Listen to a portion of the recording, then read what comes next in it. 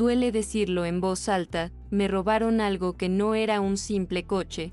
Fue mi último vínculo con la autonomía. Antes de seguir, comenta de dónde me escuchas y suscríbete al canal. Eso me ayuda a llevar esta historia a más personas. Lo digo con la voz temblorosa de quien descubre que lo cotidiano puede desaparecer de un día para otro. Me llamo Teresa.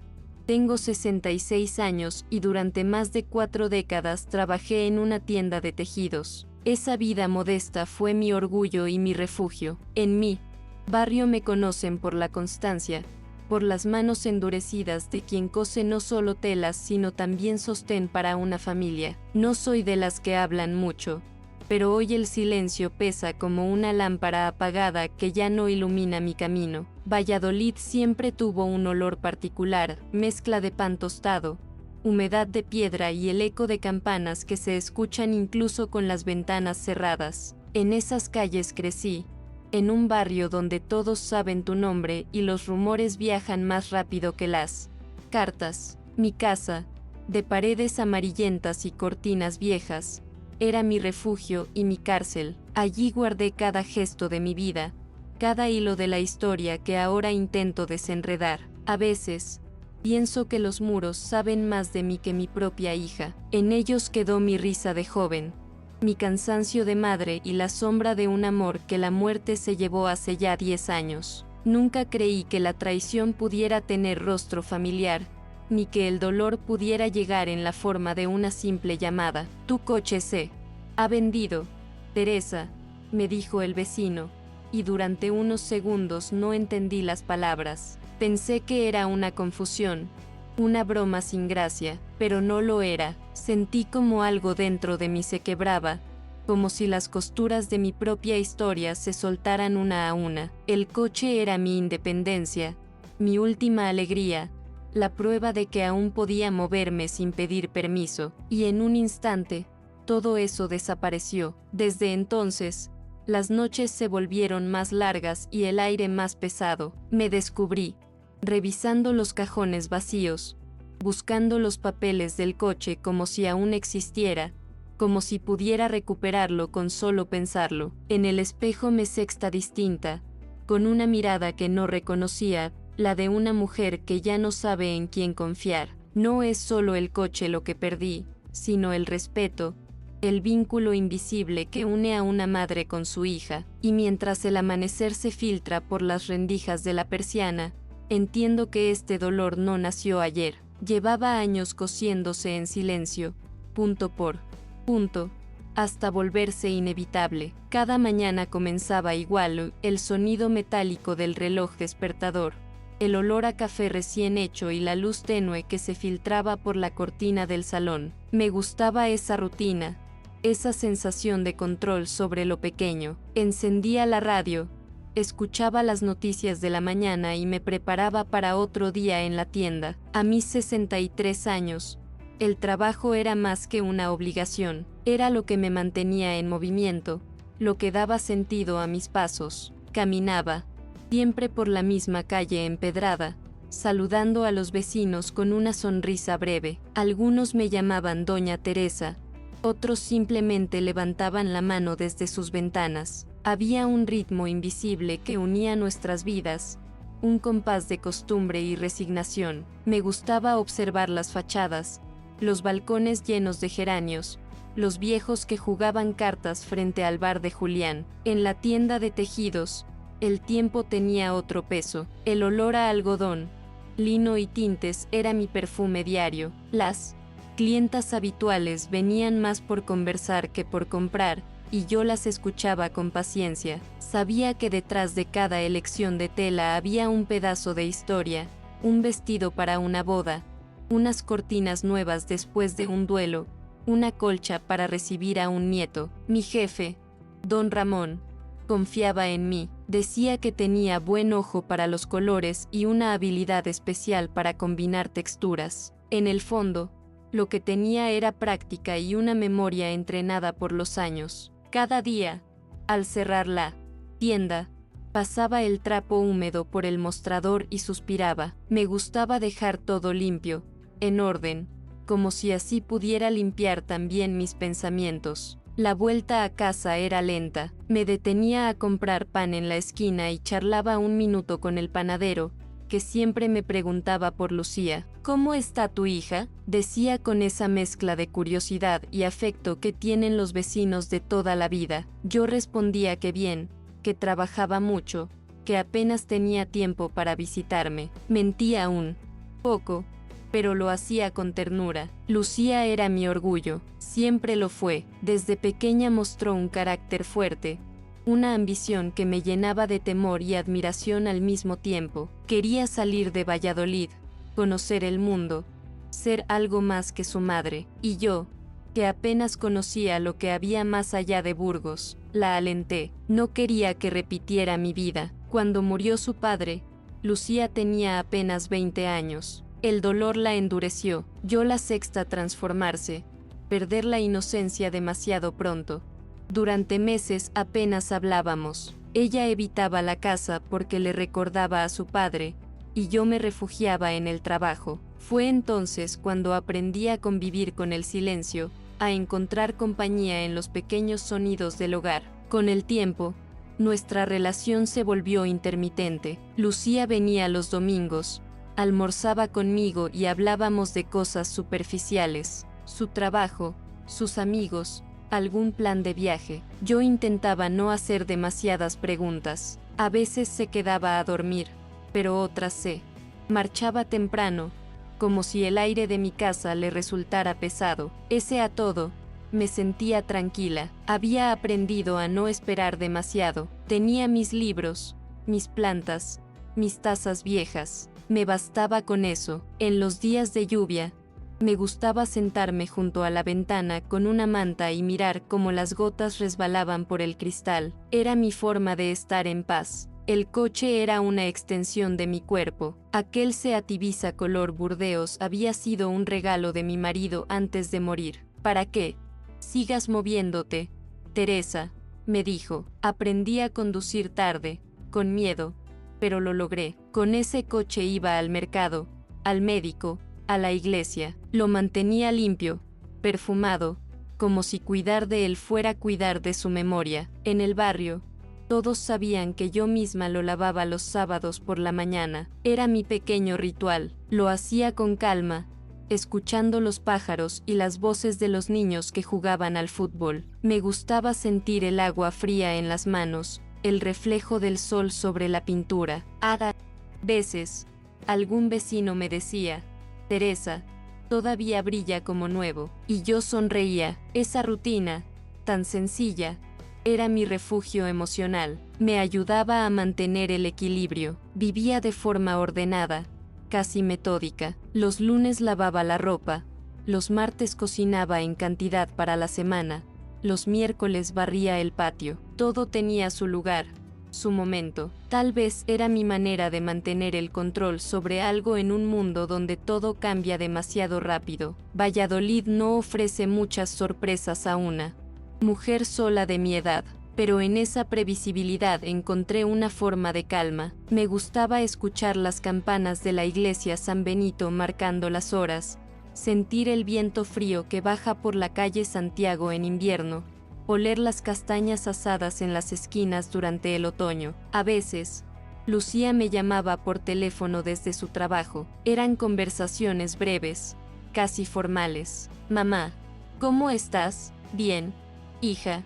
¿Y tú? Agobiada, como siempre. Luego silencio. Yo deseaba que hablara más, que me contara sus problemas, sus alegrías, pero comprendí que su mundo ya no era el mío. En mis noches más solitarias, sacaba las fotos viejas. Lucía con sus trenzas, su primer día de escuela, la comunión, las vacaciones en Santander. Acariciaba las imágenes como si el papel pudiera devolverme esos años. No lo hacía desde la tristeza, sino desde una especie de gratitud melancólica. Mis amigas del barrio, Carmen y Felisa, solían pasar a verme los jueves. Tomábamos café y hablábamos de todo un poco: la política, los precios del mercado, los dolores del cuerpo. Ellas me decían que debía salir más, apuntarme a clases de baile o de pintura. Yo sonreía y prometía hacerlo, pero nunca lo hacía. En el fondo,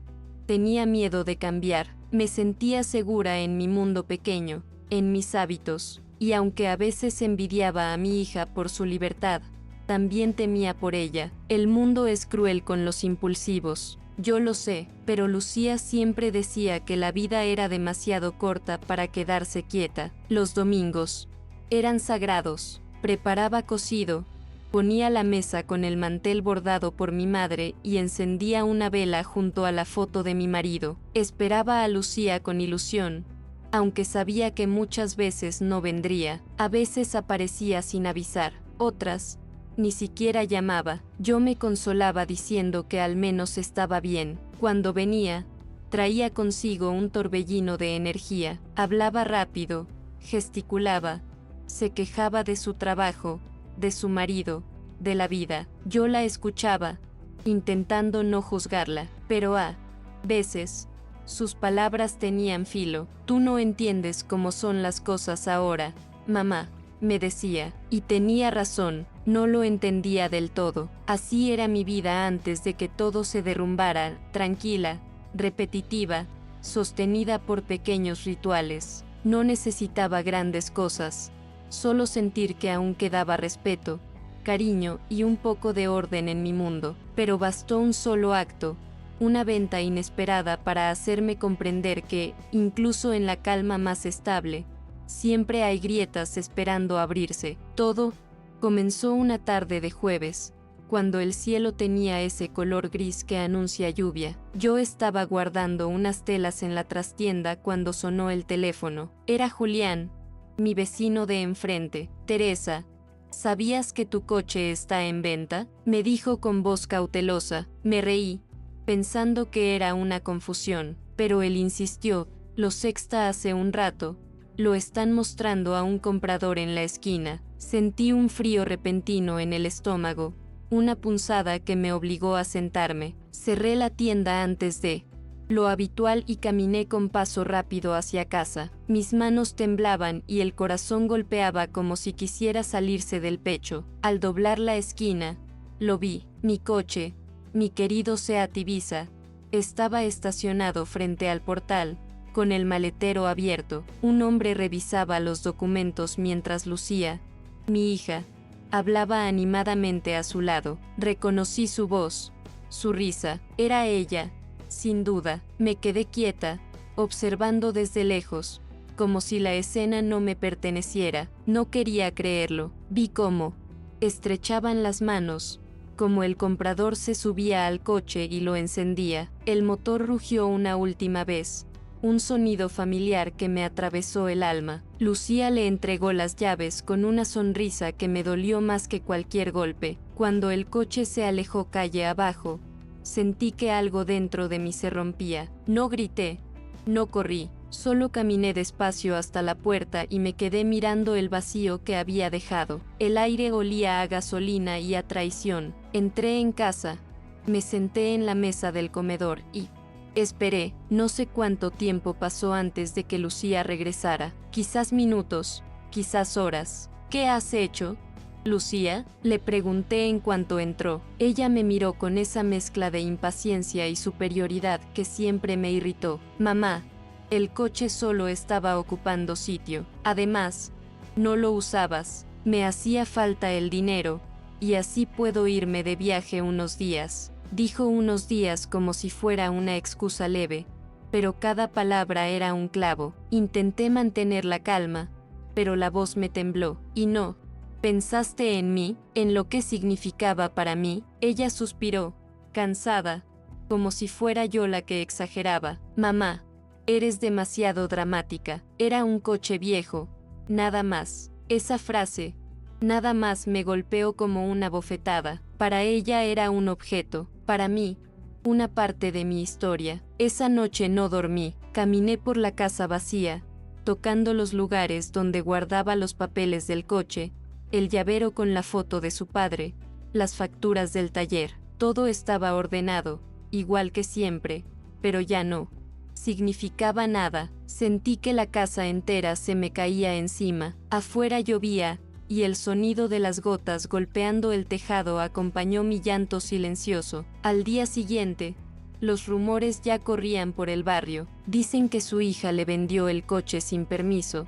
Escuché murmurando a unas vecinas. Bajé la mirada y seguí caminando, como si no me afectara, pero por dentro ardía. No solo había perdido un coche, había perdido el respeto. Ese día entendí que el amor también puede tener grietas irreparables, y que, a veces, la traición más profunda llega con un rostro que amamos. Tras la venta del coche, cada día se volvió más pesado. La casa, antes refugio de recuerdos, se transformó en un espacio de ausencia y silencios prolongados. Caminaba por los pasillos tocando los muebles, recordando los momentos en que Lucía reía en la cocina, en los domingos de almuerzo, en los juegos de invierno frente al fuego. Todo parecía lejano, irreal, como si hubiera vivido otra vida. Los vecinos empezaron a mirarme de manera diferente, susurraban en la puerta de la panadería,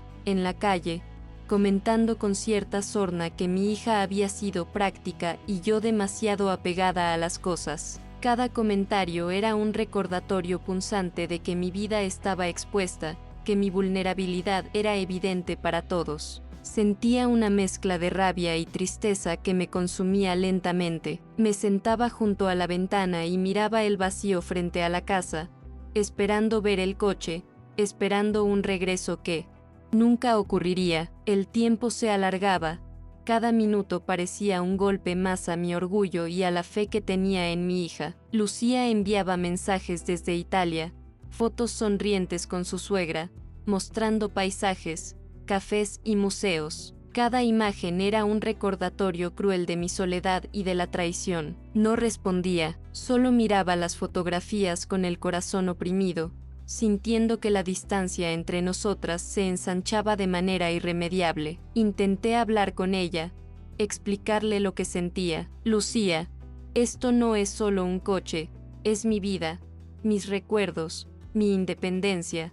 Le escribí en un mensaje largo que tardé horas en redactar. La respuesta fue breve, fría: mamá, no es para tanto, no te preocupes, ya volveré. No hubo disculpas, no hubo reconocimiento del daño, solo indiferencia. La suegra de Lucía comenzó a aparecer más en las conversaciones del barrio. La mujer que siempre me miró con altivez ahora parecía celebrarlo, como si mi dolor fuera motivo de burla. Cada comentario que escuchaba me recordaba que, para ellas, yo era una madre débil, manipulable, alguien cuya dignidad podía ser ignorada sin culpa. En la tienda, la rutina continuaba, pero el corazón no. Cada cliente, cada pedido de telas, era un recordatorio de la vida que seguía afuera, de los lazos rotos. Intentaba concentrarme, organizar los pedidos, atender a las personas, pero mi mente volvía siempre al coche,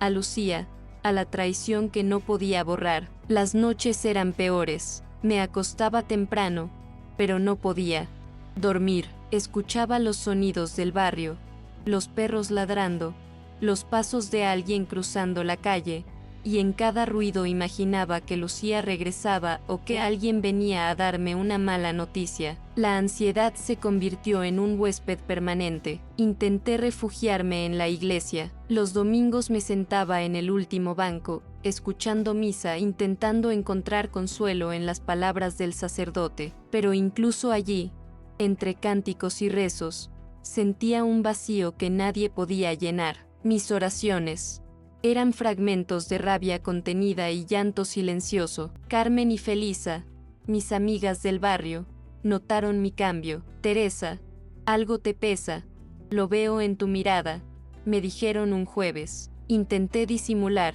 sonreír, pero no podía. Les conté apenas un poco, sin entrar en detalles de la traición de Lucía, porque me avergonzaba que todos supieran que una hija podía herir así a su madre. Con el paso de los días, la ira comenzó a mezclarse con una sensación de impotencia. No podía recuperar lo perdido, y el barrio parecía disfrutar, incluso de manera sutil, de mi desasosiego. Cada saludo fingido, cada comentario amable, Era una prueba de que todos sabían algo que yo no podía cambiar. Empecé a notar los cambios físicos, tensión en los hombros, manos temblorosas, insomnio. La tristeza se manifestaba en mi cuerpo, recordándome que el dolor emocional también deja marcas visibles. Cada mañana me miraba al espejo y veía una mujer cansada, con ojos más profundos, más oscuros. Las facturas del coche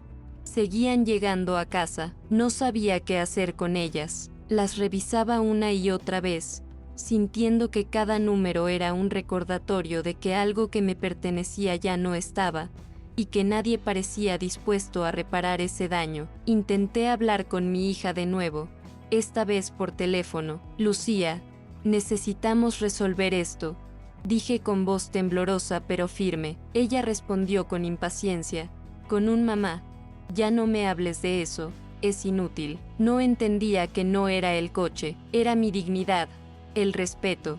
¿Qué creí merecer? La tensión en el barrio se volvió más evidente. Susurros, miradas cargadas, pequeños comentarios lanzados al pasar. Sentía que mi vida estaba siendo evaluada y juzgada por todos, como si cada gesto mío fuera insuficiente o equivocado. Comencé a sentir una necesidad de afirmarme, de que mi voz tuviera peso. Cada día que pasaba sin respuesta, sin reconocimiento, se sumaba a un sentimiento de urgencia, un impulso silencioso de tomar decisiones que nadie esperaba. Recordaba a mi esposo, su calma, su manera de afrontar la vida. Él siempre me decía que la dignidad es más importante que los bienes materiales. Intentaba aferrarme a ese recuerdo, pero la traición de mi hija era un peso que la memoria de su consejo no lograba aliviar. La soledad se volvió más intensa. Las tardes eran interminables. Caminaba por la casa,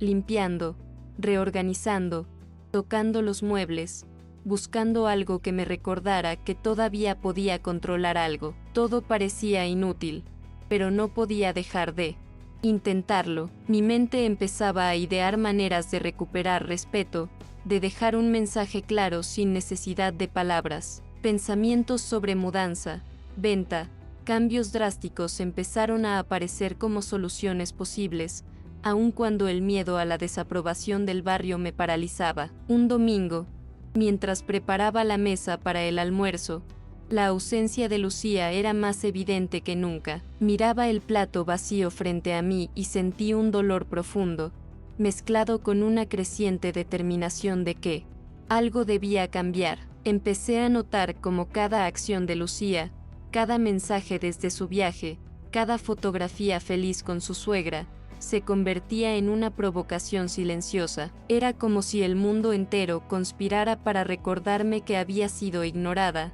subestimada y olvidada. La tensión emocional se mezclaba con el miedo de enfrentarme a ella directamente. Sabía que cualquier confrontación abierta podría generar conflicto, humillación o incluso más dolor. Por eso, la planificación silenciosa comenzó a tomar forma en mi mente. Sentía que mi historia estaba siendo escrita por otros, por Lucía, por su suegra, por los vecinos, y, sin embargo, una voz interna me recordaba que aún podía tomar el control, que podía decidir sobre mi vida, aunque fuera tarde para recuperar lo perdido. Las noches eran largas. Caminaba por la cocina, por el pasillo, tocando las paredes como si buscaran respuestas que no existían. Cada sombra parecía un recuerdo de traición, y cada sonido del barrio un juicio.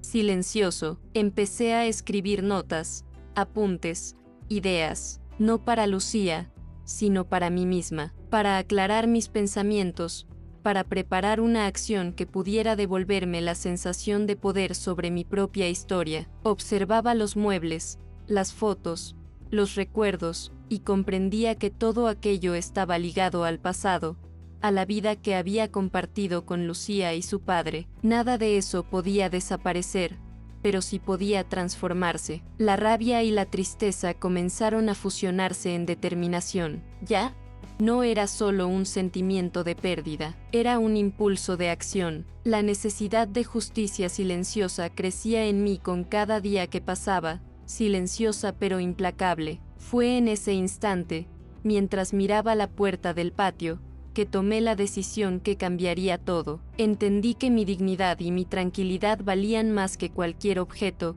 cualquier recuerdo o cualquier relación rota. Era hora de cerrar un ciclo y comenzar a escribir la próxima etapa de mi vida con mis propias manos. Llegó el día en que decidí actuar. Cada pensamiento, cada noche de insomnio, cada lágrima contenida me habían preparado para este momento. No habría gritos ni confrontaciones. Mi decisión sería silenciosa, calculada y definitiva. La venta del coche había sido el primer golpe, pero ahora era yo quien marcaría el rumbo de mi historia. Entré en la casa, respiré profundo y recorrí cada habitación. Mis manos tocaron los muebles, los recuerdos, las fotos. Todo lo que había construido con amor y esfuerzo estaba allí, pero ya no pertenecía al pasado que me había lastimado. Sentí un nudo en la garganta y una mezcla de tristeza y resolución. Llamé al notario y arreglé la venta de la casa. Mis palabras fueron firmes,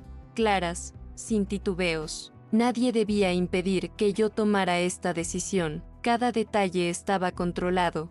La transferencia, los documentos, la firma, todo legal, todo irrevocable. Mientras firmaba, una sensación extraña me recorrió: miedo, liberación y un dejo de culpa. Durante los días siguientes, empaqué mis pertenencias más preciadas. Cada objeto que guardaba en cajas me recordaba que no estaba abandonando recuerdos, sino seleccionando aquello que aún tenía valor para mí. Las telas, los libros, algunas fotos. Nada más. Era un acto de limpieza emocional, un paso hacia la autonomía que tanto había perdido. Lucía regresó de su viaje y encontró la casa vacía. Su reacción fue de incredulidad primero, luego de desesperación. Llamó al teléfono, me envió mensajes, apareció frente a la puerta, pero yo no estaba. No hubo confrontación, solo la constatación de que había perdido el control de mi vida y que ahora yo lo recuperaba. Sentí un alivio profundo,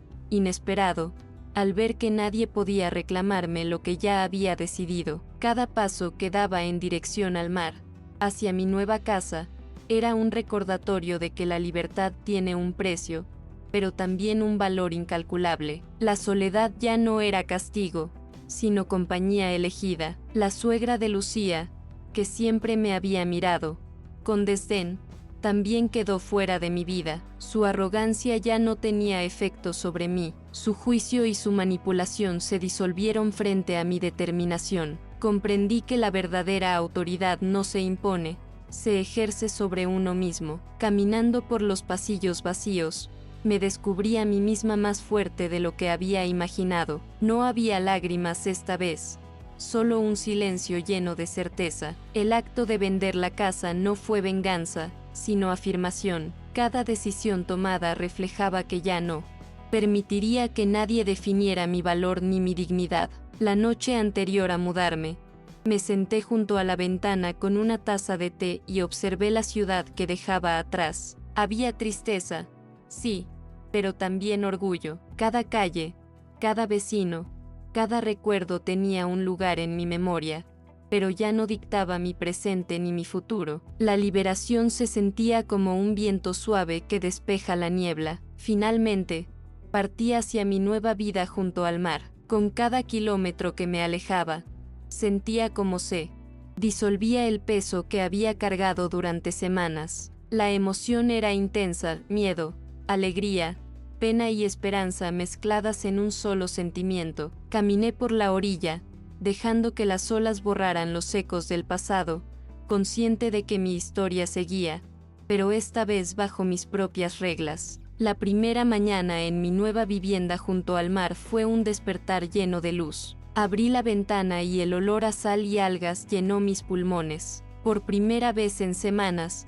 respiré sin la presión del juicio, ajeno ni la sombra de la traición. Cada respiro me recordaba que había tomado las riendas de mi vida. Colocaba mis pertenencias cuidadosamente, pero sin aferrarme al pasado. Las telas dobladas, los libros apilados, algunas fotos elegidas con mimo, cada objeto elegido representaba lo que aún tenía valor para mí. Lo demás quedaba atrás, junto con la casa y los recuerdos de la traición. La sensación de control sobre mi entorno era nueva, reconfortante y liberadora. Caminaba por la playa temprano, cuando las olas apenas rompían y la bruma aún cubría el horizonte. Cada paso sobre la arena era una afirmación: mi vida ya no estaba definida por la decepción, sino por mis decisiones. Sentía el contacto del agua fría en los pies como un ritual de purificación, un inicio de capítulo que no podía ser alterado.